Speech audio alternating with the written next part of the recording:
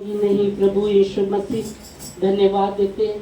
और इस समय हम प्रार्थना करते, जो भी हाथ में आपके राज्य में जो भी बोया है आशीषित करना प्रभु परमेश्वर, और सब बातों में प्रभु आपके नाम की महिमा हो। धन्यवाद देते खुदावंद यीशु। ओ प्रभु जी, आने वाला समय आपके हाथ में देते प्रभु जी, और जैसा आपका वचन आता है हम प्रार्थना करते, सुनने वाला कान समझने वाला मन दीजिएगा, और आपका वचन हमारे जीवन में कार्य करके सो गुना पल प्रभु आपकी महिमा के लिए, यीशु मसीह के नाम में आमीन। आमीन। Praise God. परमेश्वर भला है। आमीन। हालेलुया। तो हम प्रेम के विषय में हम देख रहे थे, परमेश्वर का प्रेम जो के विषय में हमने देखा था, 2 हफ्ते से देख रहे थे कि उसका प्रेम में हमें बढ़ना बहुत जरूरी है। आज हम देखेंगे यशाया की किताब, यशाया 61 के 10 वचन में, 61वां अध्याय और 10 वचन।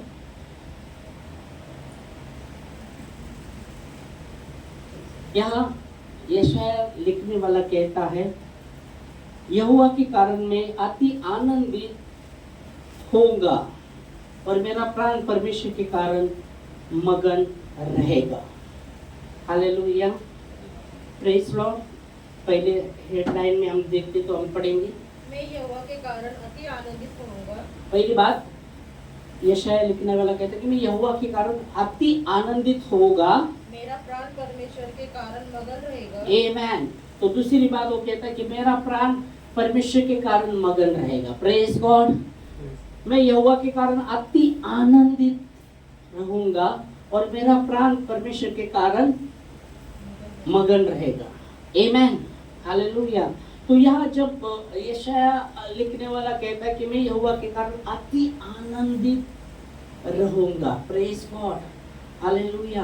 परमेश्वर के कारण मैं अति आनंदित रहूंगा और मेरा प्राण परमेश्वर के कारण मगन रहेगा। Praise God, praise God, hallelujah. तो यहाँ जब यशाया लिखने वाला कहता है कि परमेश्वर के कारण, यहोवा के कारण मैं अति आनंदित रहूंगा और मेरा प्राण परमेश्वर के कारण मगन रहेगा। Praise God.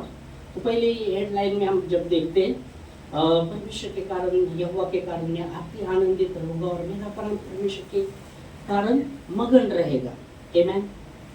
अति आनंदित, प्रेज गॉड, अति आनंदित। और दूसरी बात, मेरा प्राण परमेश्वर के कारण मगन रहेगा। Praise God, hallelujah, hallelujah. प्रभु को महिमा, प्रभु को महिमा। आमीन। हबक्कुक भी कहता है, हबक्कुक 3 अध्याय 17 और 18 वचन में वो कहता है, हम पढ़ेंगे तो खास करके वो जब 17 वचन में शुरू करता है, पढ़ेंगे जैसा कैसा करता है, शुरू करते हो, पढ़ सकते हैं। हबक्कुक 3 अध्याय 17 और 18 वचन। 17 पढ़ना पहला।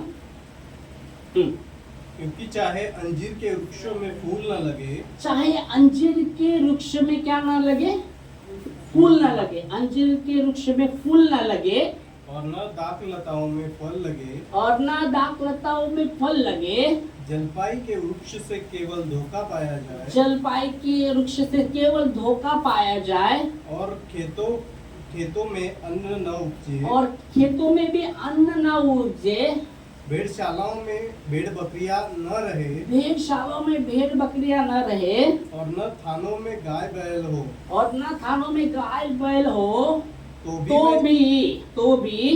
भी मैं यहोवा के कारण आनंदित और मगन रहूंगा। आमीन। तो भी मैं यहोवा के कारण आनंदित और मगन रहूंगा। आमीन। ऐसी स्थिति में वो बात कर रहा है कि अंजीर के पेड़ को फूल ना लगे, और भी जैसी बातें वो कह रहा है, कुछ भी जैसा उधर के लिए कि जैसा वो अंजीर के विषय में बात कर रहा है, फिर वो भेड़ बकरियों के विषय में बात कर रहा है। हालेलुया। और भी बातों को वो कह रहा है, तो भी वो कहता है मैं यहोवा के कारण क्या बोल रहा है, आनंदित और मगन रहूंगा। Praise God. और यशायाह लिखने वाला भी वही बात कह रहा है, मैं यहोवा के कारण अति आनंदित और मगन रहूंगा। प्रेज गॉड, अति आनंदित और मगन रहूंगा। आगे आएगी, हाँ आएगी। तो भी मैं यहोवा के कारण मैं अति आनंदित और मगन रहूंगा। तो आनंदित और मगन के विषय में हम जब देख रहे वचन से, ओके, आनंदित, ओ बहुत बार हम कब आनंदित होते हैं? कब आनंदित होते हैं? कब आनंदित होते हैं? हाँ, कुछ तो मिला तो आनंदित होते हैं। कुछ तो मिला तो, ओके, कुछ तो मिला तो आनंदित होते हैं। कुछ तो मिला तो आनंदित होते हैं। अति आनंदित कब होते हैं? कुछ तो मिला तो आनंदित होते हैं। अति आनंदित कब होते हैं? क्योंकि यहाँ यशायाह में वो कहता है, मैं यहोवा के कारण अति आनंदित और मगन रहूंगा। ओके, तो अति आनंदित का शब्द आया है, तो अति आनंदित कब होते हैं हम? कुछ मिला तो आनंदित होते हैं, ओके। और अति आनंदित कब होते हैं? जब अपने जीवन में बहुत बड़ा काम हो जाएगा।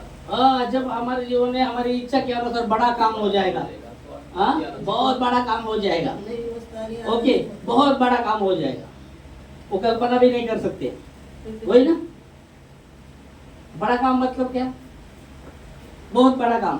ओके, तो कल्पना भी नहीं कर सकते, वो इतना अच्छा लगे, वो बड़ा काम हो रहा है, तो आप बहुत ही आनंदित हो जाएंगे। पर ओके, और उस समय वो एकदम आनंदित हो, अति आनंदित हो जाएंगे। Praise God. पर यहाँ यशायाह जो कहता है, मैं यहोवा के कारण अति आनंदित और मगन रहूंगा। फिर हम वापस उधर आते वचन में, यशायाह के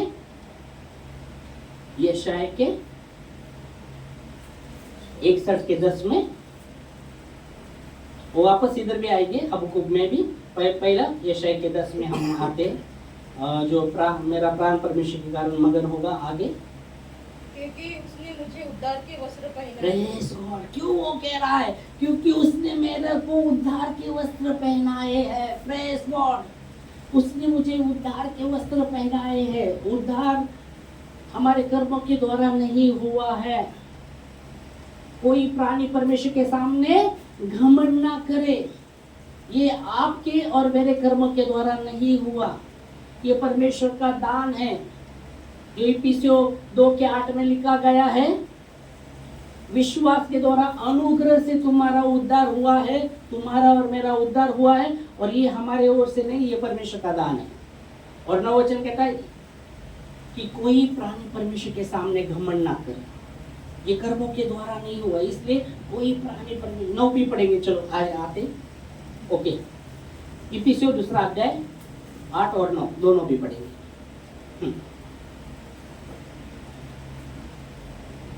क्योंकि विश्वास के द्वारा अनुग्रह से ही तुम्हारा उद्धार हुआ। अनुग्रह से ही तुम्हारा उद्धार हुआ है, और ये तुम्हारी ओर से नहीं, ये तुम्हारे ओर से नहीं हुआ, परमेश्वर का दान है। ये वरन परमेश्वर का दान है। 9, और न कर्मों के कारण, न तो कर्मों के कारण, ऐसा न हो कि कोई घमंड करे। हाँ, कोई प्राणी ऐसा ना हो कि कोई प्राणी परमेश्वर के सामने घमंड करे। ये कर्मों के कारण नहीं हुआ। अगर कर्मों के कारण हो सकता तो मनुष्य परमेश्वर के सामने घमंड कर सकता, अरे मेरे कर्मों के द्वारा ये हुआ है। नहीं, इसलिए बोलते हैं ये कर्मों के कारण नहीं हुआ। आगे 9 वचन पढ़ा। ओके, तो ये कर्मों के कारण नहीं, ये परमेश्वर का दान है। विश्वास के द्वारा अनुग्रह से हमारा उद्धार हुआ, और ये हमारे हाथ से नहीं हुआ, ये परमेश्वर का दान है। और इसलिए यशायाह में वो कहता कि उसने मुझे उद्धार के वस्त्र पहनाए हैं। मैं क्यों परमेश्वर यहोवा में अति आनंदित और मगन, मेरा प्राण मगन क्यों रह रहा है? क्योंकि उसने मुझे उद्धार के वस्त्र पहनाए हैं। आमेन, हालेलुया, प्रेज गॉड। उद्धार, जो उद्धार, छुटकारा, उस छुटकारे के लिए आपने और मैंने कुछ नहीं किया। जो किया है यीशु मसीह ने किया है। आपके छुटकारे के लिए, मेरे छुटकारे के लिए उसने अपना लहू का एक कतरा बहाया है। आमीन, हालेलुया। और उद्धार हमें मुफ्त में दिया गया है। ये दान, उद्धार एक परमेश्वर की ओर से गिफ्ट है। एक दान है। और इसलिए वचन कहता है, मैं यहोवा के कारण अति आनंदित और मेरा प्राण परमेश्वर के कारण मगन होगा, क्योंकि उसने मुझे उद्धार के वस्त्र पहनाए हैं। आमेन, हालेलुया। उद्धार वो सब चीजों से मूल्यवान है। सब चीजों से मूल्यवान वो है हमारा उद्धार। आमीन। आगे पढ़ेंगे। और धर्म की चद्दर ऐसे ओढ़ा दी है, धर्म की चद्दर से ऐसा ओढ़ा दिया है, जैसे दूल्हा फूलों की माला से दूल्हा फूलों की माला से अपने आप को सजाता है, अपने आप को सजाता है। और दुल्हन अपने गहनों से अपना श्रृंगार करती है। ओ दूल्हा और दुल्हन के विषय में वो बात कर रहा है। Hallelujah, praise God. दूल्हा और दुल्हन के विषय में वो बात करता है। ओ दुल्हन अपने को श्रृंगार दी है, और दूल्हा के विषय में वो चद्दर पे वो कहता है, वो जैसा दूल्हा के विषय में, और दूल्हा और दुल्हन के विषय में वो बात करता है। फिर आगे क्योंकि जैसे भूमि अपनी 10 पढ़ा, 10 हो गए। ओके, तो 10 वचन में हम जब देखते हैं, इसलिए मैं यहोवा के कारण अति आनंदित और मगन रहूंगा। मेरा प्राण मगन रहेगा। किसके लिए? क्योंकि उसने मुझे उद्धार के वस्त्र पहनाए हैं। उसने हमें उद्धार के वस्त्र पहनाए हैं। इस कारण हालेलुया। तो उद्धार भी बोला अनमोल है। और वचन में हम देखा कि विश्वास के द्वारा अनुग्रह से आपका और मेरा उद्धार हुआ है। इसलिए बोला उसके उद्धार के लिए हमने कुछ नहीं किया, पर यीशु मसीह ने सब कुछ किया है। अपने आप को दे दिया ताकि हम छुटकारा पाए, हम उद्धार पाए। Hallelujah, praise God. फिर हम आते हैं वापस, तो भी हबक्कुक 3:18 में, तो भी मैं यहोवा के कारण आनंदित और मगन रहूंगा। हबक्कुक 3:17 और 18 में खास करके हम देख रहे। तो भी मैं यहोवा के कारण आनंदित और मगन रहूंगा। तो भी तो मतलब उसके पहले हमने पढ़ा क्या होता है। कुछ ऐसी बातें कुछ भी नहीं हो रहा, फिर भी मैं तो भी यहोवा के कारण मैं अति आनंद तो भी मैं यहोवा के कारण आनंदित और मगन रहूंगा। आमेन। तो प्रभु में आनंदित और मगन रहने के विषय में बात कर रहा है। Hallelujah, praise Lord. आनंदित और मगन रहने के विषय में बात कर रहा है। फिलिपियों 4:4 में संत पौलुस कहते हैं, प्रभु में आनंदित रहो, सर्वदा प्रभु में आनंदित रहो। मैं फिर से कहता हूँ, प्रभु में आनंदित रहो। आमेन, हालेलुया। क्या कहता है वो? प्रभु में सदा आनंदित रहो। प्रभु में सदा आनंदित रहो। मैं फिर कहता हूँ, आनंदित रहो। आज दुनिया के लोग बहुत सी बातों में आनंद मनाते हैं, कोई जीतता है उसमें बहुत से आनंद मनाते हैं, और भी बहुत से ऐसे संसार में बहुत से लोग आनंद मनाते हैं। पर संत पौलुस हमें कहते हैं कि प्रभु में सर्वदा सदा आनंदित रहो। मैं फिर से कहता हूँ, प्रभु में आनंदित रहो। हालेलुया। जब ये बात कह रहा है, बहुत बार आप देखेंगे ये जब बात कर रहा है, क्योंकि वचन कहता है कि प्रभु में जो भी हम श्रम करते हैं वो व्यर्थ नहीं। आज हम दुनिया में जो भी श्रम करते रहेंगे वो व्यर्थ हो सकता है। आपने बहुत लगन से श्रम किया रहेगा और आपको आशा हो सकता है कि उधर से आपका कुछ आएगा। अभी मुझे लगता है 2 हफ्ते के पहले एक कॉल आया, और वो व्यक्ति उसकी माँ बात कर रही थी कि वो व्यक्ति ने शेयर मार्केट में वो जो ये कर रहा था, तो किसी से उसका बोले 50,000 रुपया आना है, और वो सोच रहा था कि जो पैसा आएगा तो बच्चे का भी स्कूल चालू हो रहा है, ये हो रहा है, तो वो हो जाएगा। तो वो बता रहे थे, और फिर पता चला, उन्होंने बताया कि वो व्यक्ति ने पहला बात कर रहा था, फिर बाद में फोन ही स्विच ऑफ कर दिया। पहले उठा रहा नहीं, बाद में उठा रहा नहीं और स्विच ऑफ कर दिया, बता रहे। पर बाइबल कहती है, प्रभु में जो भी हम श्रम करते हैं वो व्यर्थ नहीं होगा। आमीन। 1 करंथियों 15 के 58 में लिखा है, इसलिए संत पौलुस कहते हैं जो प्रभु में आनंद के विषय में सर्वदा आनंदित रहो। मैं फिर से कहता हूँ प्रभु में आनंद करो। तो वो कहता है, हे प्रिय भाइयों, दूर और अटल रहो और प्रभु के काम में सर्वदा बढ़ते जाओ, क्योंकि प्रभु में जो भी तुम श्रम करोगे वो व्यर्थ नहीं है, वो व्यर्थ होने वाला नहीं है। पढ़िए। इसलिए हे मेरे प्रिय भाइयों, हे मेरे प्रिय भाइयों, दृढ़ और अटल रहो। दूर और अटल रहो, दूर हो जाओ, तुम्हारा मन दूर हो, अटल हो। ओके। और प्रभु के काम में सर्वदा बढ़ते जाओ। प्रभु के काम में सर्वदा बढ़ते जाओ, क्योंकि यह जानते हो कि तुम्हारा परिश्रम प्रभु में व्यर्थ नहीं। क्योंकि प्रभु में जो भी तुम परिश्रम करोगे वो व्यर्थ नहीं होगा। प्रभु में जो भी तुम परिश्रम करोगे उसका प्रतिफल परमेश्वर देगा ही देगा। आमीन, आमीन। और इसलिए संत पौलुस यह कहते हैं कि प्रभु में सर्वदा आनंदित रहो, सदा आनंदित रहो। मैं फिर से कहता हूँ, प्रभु में आनंदित रहो। वो व्यक्ति प्रभु में आनंदित रह सकता है, वो व्यक्ति जो प्रभु में मगन होता है, प्रभु में, प्रभु के वचन में। बाइबल कहती है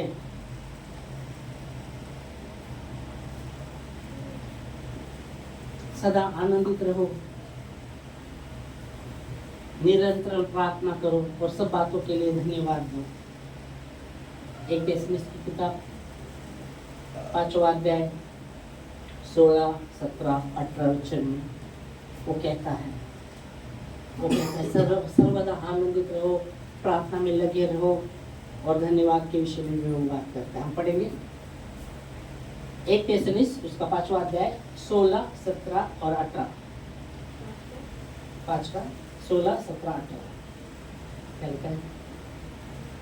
सदा आनंदित रहो। पहले वो बोल रहा है सदा आनंदित रहो, सदा आनंदित रहो। फिर आगे निरंतर प्रार्थना में दूसरी बात वो कह रहा है कि निरंतर प्रार्थना करते रहो, परमेश्वर से बातें करते रहो। निरंतर प्रार्थना मतलब परमेश्वर से बात करना, परमेश्वर से बात करना। और परमेश्वर से बात करने के लिए विश्वास की जरूरी है। परमेश्वर से बात करने के लिए विश्वास की जरूरत है। उसका वचन है, मैं तुम्हें कभी नहीं छोड़ूंगा, कभी नहीं ठुकराऊंगा, हमेशा तुम्हारे साथ रहने वाला मैं परमेश्वर हूँ, मैं तुम्हें भूलता नहीं। तो उससे बात करने के लिए विश्वास होना बहुत जरूरी है। विश्वास से वो उससे बातें करना, सदा निरंतर प्रार्थना करो, मतलब उससे बातचीत करो, परमेश्वर से बातचीत करो। हम क्या करते हैं? सिर्फ बात करते हैं, चीज करते हैं, चीज करते हैं, बात करते हैं। हम बातें करते रहते हैं, प्रभु मेरा ये, मेरा वो, मेरा ये, बात करते हैं, चीज करते नहीं। चीज क्या हो सकता है? सुनना। सुनते नहीं हम। हमको लगता है कि प्रभु हमारा सुने, वो क्या कहना चाहता है। बातचीत, हम बात करते रहते हैं। वो कुछ बात करना चाहता है, वो भी बात करना चाहता है, और तब तक हमारा क्या होता है? प्रार्थना खत्म होता है। तो सदा निरंतर बातचीत करते रहे प्रभु से। और इसलिए बोला बातचीत करना है प्रभु से, तो हमें विश्वास चाहिए। विश्वास क्या चाहिए? कि परमेश्वर मेरे साथ है, ये परिस्थिति में भी प्रभु मेरे साथ है और मैं बात करना चाहता हूँ उससे। हाँ प्रभु, मैं बात करता हूँ।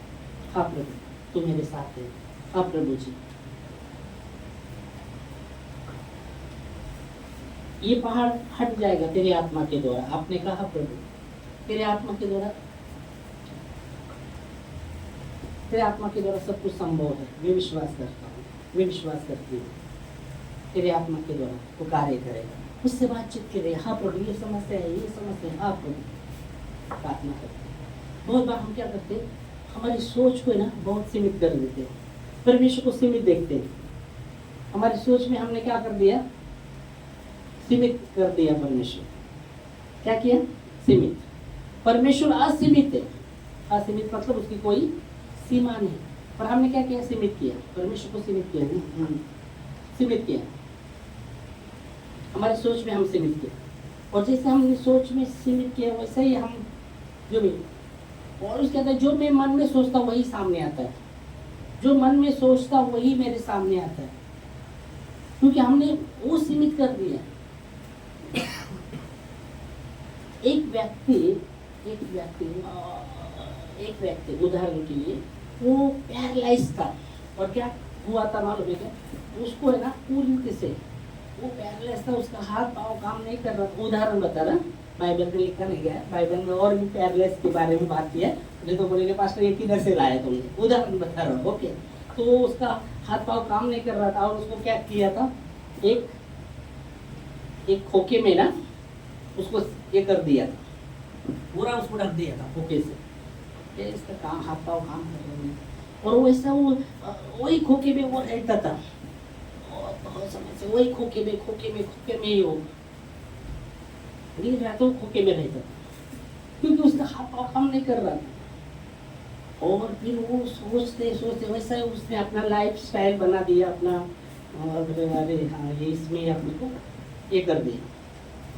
फिर वो सोचता था अपने हाथ काम नहीं कर रहा, कुछ नहीं। फिर उसने क्या किया, बोला एक खोखे से बाहर आना है क्या मेरे को, खोखे से। अभी समस्या उसके पास ये था, उसका पाँव और हाथ काम नहीं कर रहा था, पर कोशिश कर रहा था, कैसा कोशिश कर रहा था, वो मन में उसने ठान लिया मैं इससे बाहर आना है, मुझे इससे बाहर आना है। और वो कोशिश करते हर दिन और कोशिश कर रहा था, कोशिश करते एक दिन बाहर आ गया वो। Hallelujah, praise Lord. क्या कहना चाहते, बहुत बार हम प्रभु को सीमित कर देते, हम अपने मन में सीमित करते, नहीं जितना रहे इससे, अरे बाप रे, उस परमेश्वर असीमित है, उसके लिए कोई बात कठिन नहीं। पर हमने क्या किया, हमारे जीवन में हमने प्रभु को सीमित किया है, और जब हमने सीमित किया है तो हम वही बातों को वही उधर ही उतना ही हमारे जीवन में उतना ही प्रभु असीमित है, हमने सीमित कर दिया है। जैसे सीमित, परमेश्वर असीमित है पर हमने सीमित कर दिया, और प्रभु उतना ही हमने जैसा सीमित किया उतना ही काम होने वाला है, क्योंकि आपने और मैंने वो सीमित किया है। पर हमें जानना है जो परमेश्वर है वो असीमित है, वो लाल समुद्र को 2 भाग में कर सकता है। Hallelujah, praise God. लाल समुद्र को 2 भाग कर सकता है, उसमें से इस्राएल लोग पार हो सकते, बच सकते हैं। और फारो का सेना जब उनके पीछे लगता है, फिर वो लाल समुद्र को बहा देकर उनको खत्म कर सकता है। Hallelujah, praise Lord. प्रभु में हम आनंदित और मगन रहे, उससे बातचीत करें। Hallelujah, praise God. उससे बातचीत करें, विश्वास के द्वारा बातचीत करें। वो उसका वचन है, मैं तुम्हें नहीं छोड़ूंगा, कभी नहीं ठुकराऊंगा। संकट के समय भी तेरे संग रहने वाला परमेश्वर है। बहुत बार हम संकट के समय क्या देखते हैं, सिर्फ आंधी तूफान को देखते हैं, और हम क्या कर देते, सीमित कर देते परमेश्वर। नहीं, आंधी से बाहर नहीं आ सकते, शायद ये आंधी से बाहर नहीं आ सकते, नहीं बच सकते। पर वचन कहता है जब आंधी तूफान आया, फिर भी वचन कहता है कि ये चेले लोग डर गए थे, फिर भी प्रभु को ढूंढ रहे, उसके पास गए। आंधी तूफान में वो पूरी तरह से वो आंधी तूफान अंदर वो जहाज में आ रहा था, नाव में आ रहा था, वो डर गए थे। और वो वचन कहता है प्रभु को ढूंढते उस आंधी तूफान में भी प्रभु को ढूंढ रहे थे, और ढूंढते वो जहाज के नीचे बाइबल के वो सोया था, उसके पास गए और कहते प्रभु आपको हमारा फिक्र नहीं है। यीशु मसीह कहते तुम्हारा विश्वास कहाँ है, और बाइबल कहती जब यीशु मसीह कहता है कब तक मैं तुम्हारा संग हूँ, कब तक तुम्हारे साथ रहूँ, ये भी बात करता है। फिर यीशु मसीह खड़ा होता है और तूफान को डांट देता है, शांत हो, और वचन कहता है तुरंत तूफान शांत होगा। Hallelujah, praise Lord. पतरस और चेले यीशु मसीह कहते तुम जाओ पार आगे, और यीशु मसीह रुका रहा प्रार्थना करने के लिए। और कितना पर वो पानी पर चलते हुए आया यीशु मसीह, बाइबल में तुम्हारे कितना पर बताया है, तीसरे पक्का ना, 14 पैर नहीं ना, कितना पर तीसरा पैर, ओके, तीसरा पैर वो पानी पर चलते हुआ अपने चेलों के पास आया। तो चेले क्या करने लगे? देखो, अभी इतना दिन वो प्रभु को साथ रहते थे, उसके साथ वो जब देखते भूत भूत गए थे, हाँ, भूत भूत विश्वास करते, दाढ़ तो बांधो, मैं हूँ, मैं हूँ।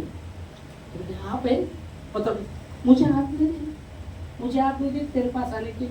विश्वास चल क्या, हाँ चल।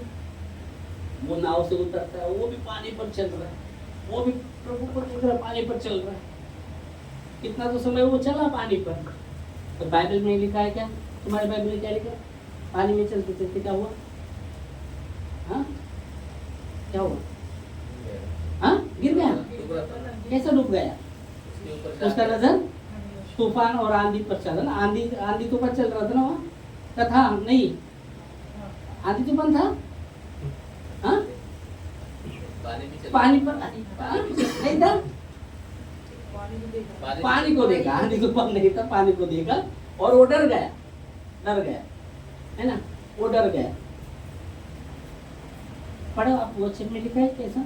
पढ़े, वचन में देखेंगे आप। किधर है वो कहानी? नया नया नियम में रहेगा किधर? तू नया नियम में रहेगा किधर है?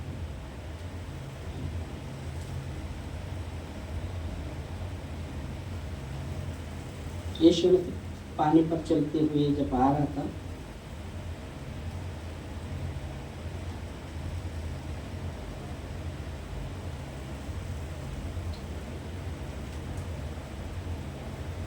तूफान था क्या उधर? आपने बोला तूफान नहीं था, हाँ, पानी पर गया ना, तूफान नहीं था ना। अभी देखेंगे बच्चे क्या तूफान था क्या नहीं था। किधर है?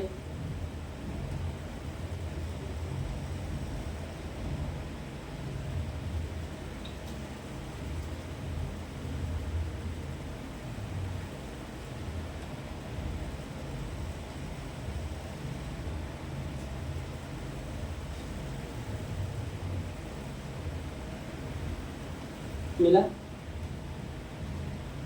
मेरे को भी ढूंढना पड़ेगा, ये छोटे बाइबल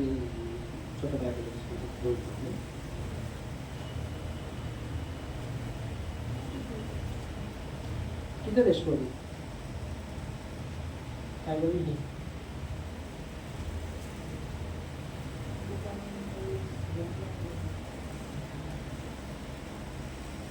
इधर तो मरकुस में वो पहली स्टोरी है, चौथे अध्याय, आंधी को डांट दिया ईश्वर से तो शांत हुआ। 14 के 22 से 33 तक। इधर मत्ती 14। हाँ, पढ़ेगा, पढ़ो। और उसने तुरंत अपने चेलों को बरबस नाव पर चढ़ाया, हाँ, कि वे उससे पहले पार चले। जब तक कि वह लोगों को विदा करे, वह लोगों को विदा करके प्रार्थना करने को अलग पहाड़ पर चढ़ गया, और सांझ को वहाँ अकेला था। हाँ, उस समय नाव झील के बीच लहरों से डगमगा रही थी, और क्योंकि हवा सामने, तो हवा आ रही था, मतलब तूफान आ रहा था।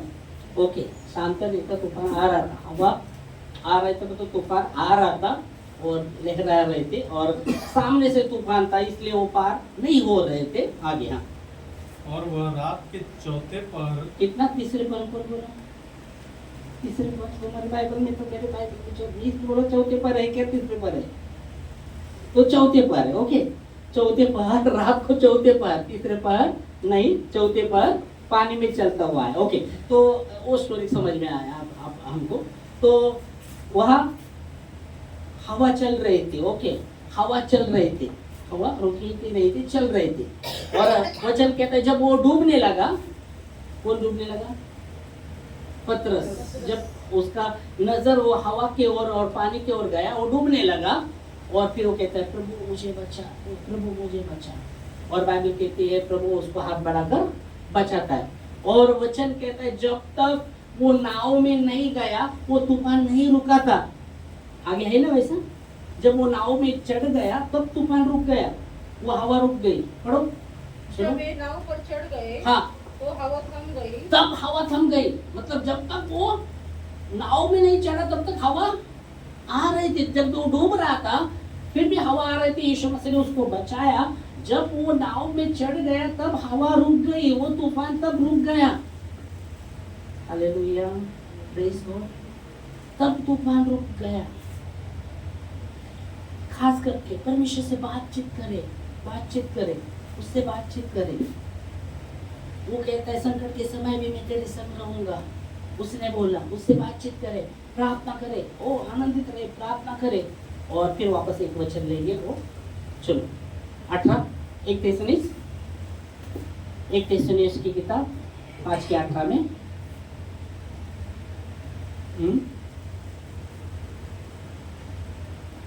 हर परिस्थिति में सब बातों के लिए यीशु मसीह के नाम से पिता को धन्यवाद करते रहे। ऐसे 1 थिस्सलुनीस 5वां अध्याय 18 हर वचन। बात में धन्यवाद करो, हर बात में धन्यवाद करो, क्योंकि तुम्हारे लिए मसीह यीशु में परमेश्वर की यही हाँ, तुम्हारे विषय में यीशु मसीह में पिता की यही इच्छा है। आमीन, हालेलुया। परमेश्वर असीमित है, उसमें हम मगन और आनंदित रहे। हालेलुया, आनंदित और मगन रहे। इसलिए यशायाह में वो कहता है, ओके, उसके आप देखो आनंदित और मगन के विषय में। ये जब मैं जक्कई को देखता ना, वो यीशु मसीह को देखने के लिए बहुत ही तरस रहा था। यीशु मसीह को देखने के लिए तरस रहा था, पर वचन कहता है वो नाटा था, इसलिए वो देख नहीं पा रहा था, क्योंकि भीड़ चारों ओर यीशु मसीह की थी। पर वचन कहता है वो गुलर के पेड़ पर चढ़ जाता है और वो चाहता था कि यीशु मसीह को वो देखे। ओके, और जब यीशु मसीह वहाँ गुलर के पेड़ के नीचे आते, तुरंत जक्कई झट उतरा, मैं तेरे घर में रहूंगा। तो यहाँ आप देखेंगे वचन कहता है वो कितना आनंदित, ओ कूदते हुए नीचे आया। और देखो मगन के विषय में, प्रभु तू मेरे घर में आ रहे ना, वो इतना मगन हुआ, प्रभु तू मेरे घर में आ रहा है। किसी का मैंने ओ जो भी चुंगी लिए हुई, ओ जो इससे लिया हुआ, उसका कितना देता? 14 गुना में देता। मेरा जो संपत्ति गरीब में बांट देता 14 गुना, किसी का 2 गुना लिया रहेगा 14 गुना वापस देता। क्यों? तू मेरे घर में आया। वो आनंदित और मगन हुआ। तो यीशु मसीह कहता है ये भी अब्राहम का संतान है। आज इस घर का उद्धार हुआ है। आमीन, हालेलुया। और इसलिए यहाँ यशायाह में वो कहता है मैं यहोवा के कारण अति आनंदित और मेरा प्राण परमेश्वर के कारण मगन होगा, क्योंकि उसने मुझे उद्धार के वस्त्र पहनाए हैं और उस चद्दर से ओढ़ लिया है, जो दूल्हा और दुल्हन के विषय में बात करता है। आमीन। और उस कहता है सर्वदा प्रभु में आनंदित करो। मैं फिर से कहता हूँ, प्रभु में आनंद। परमेश्वर असीमित है और विश्वास के द्वारा उसे प्रसन्न हम कर सकते हैं। विश्वास के द्वारा उससे बातचीत करें। ओ विश्वास की बातों को बात करें, विश्वास के वचनों को घोषित करें। हालेलुया। उस परिस्थिति पर आपको बाइबल कहती है जो यहोवा पर भरोसा रखता है उसका स्थान ऊंचा किया जाएगा। इसलिए जो यहोवा पर भरोसा रखता है उसका स्थान ऊंचा किया जाएगा। आज मैंने उसको जो सुबह व्हाट्सएप पर भेजा वचन, जो प्रभु पर विश्वास करता है उसका स्थान ऊंचा किया जाएगा। हालेलुया। जो भरोसा करता है तो परमेश्वर का वचन ही हमें ऊंचा उठाएगा उस परिस्थिति से। आप उस परिस्थिति में आप जब वचन की घोषणा करते विश्वास के साथ, तब आप उस परिस्थिति से परमेश्वर वचन के द्वारा आपको ऊंचा उठाएगा वो परिस्थिति में भी। हालेलुया। परमेश्वर संभालेगा उस परिस्थिति में भी, उसके लिए कोई बात कठिन नहीं। पर बहुत बार प्रॉब्लम क्या है, हम सीमित कर देते हैं परमेश्वर को। हमें याद रखना है परमेश्वर असीमित है, वो असीमित है, उसके लिए कोई बात कठिन नहीं। और विश्वास की बातों को निकालेगा, न कि नकारात्मक बातों को। विश्वास की बातें, वचन की बातों को घोषित करें, विश्वास की बातों को घोषित करें, बातचीत करें, परमेश्वर के वचन की घोषणा करें उस परिस्थिति में भी। इसलिए बोले यरीहो की दीवार ऐसे टूटी नहीं है, वो जे कार्य करते हुए घूम रहे थे उस परमेश्वर, हाँ वो दीवार के ओर घूम रहे थे जय जयकार करते हुए, तब वो दीवार टूट गई। वो दीवार बहुत ही मजबूत था, वो बहुत मजबूत था, पर वो वचन कहता है वो घूम रहे थे प्रभु की स्तुति करते हुए, तब वो दीवार टूट गई। आज हार्ड टेक्नोलॉजी, केमिकल का जो टूटता नहीं, बॉम्बे लगा दे तो टूटता नहीं, उससे तो बहुत ही जबरदस्त वो दीवार था। और जब वो प्रभु की स्तुति कर रहे थे वो टूट गए। हालेलुया। खास करके परमेश्वर ने हमें उद्धार की वस्त्र पहनाए हैं उसके, तो इसलिए यशाया में वो कहता है कि यशाया कहता है कि मैं यहोवा के कारण अति आनंदित और मगन रहूंगा, अति आनंदित और मगन रहूंगा। नेहमा कहता है प्रभु का आनंद मेरी ताकत है। हालेलुया। इस समय हम खड़े होंगे प्रार्थना में और प्रभु को धन्यवाद देंगे, धन्यवाद देते हैं खुदा। नेहमा कहता है कि प्रभु का आनंद मेरी ताकत है। पौलुस कहता है प्रभु में सर्वदा आनंदित रहो। मैं फिर से कहता हूँ प्रभु में आनंदित रहो। ओ यहोवा को कहता है